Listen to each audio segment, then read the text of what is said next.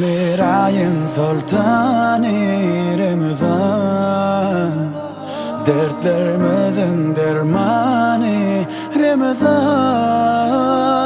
Yüreklerde iman, nurdan dolya asman, gelinne mukaddes Ramazan. Barqawi şemin soğar, elimiz gökte dille doğan. Nurlu yolumuz ederiz doğan, hak dinimiz İslam. Süyyez biz, ananiyaz biz, çeksiz dine uyyaz biz. Sorasalar bizden kimsiz, elhamdülillah Müslüman biz. Ramazan, Ramazan, Ramazan, Garışacağız ahir yılın bir ay. Ramazan, Ramazan, Ramazan,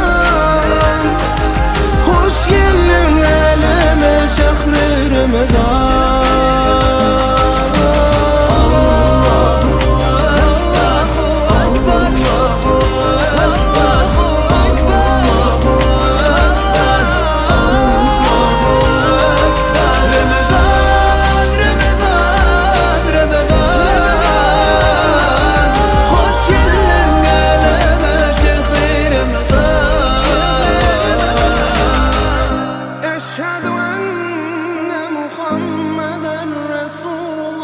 Hoş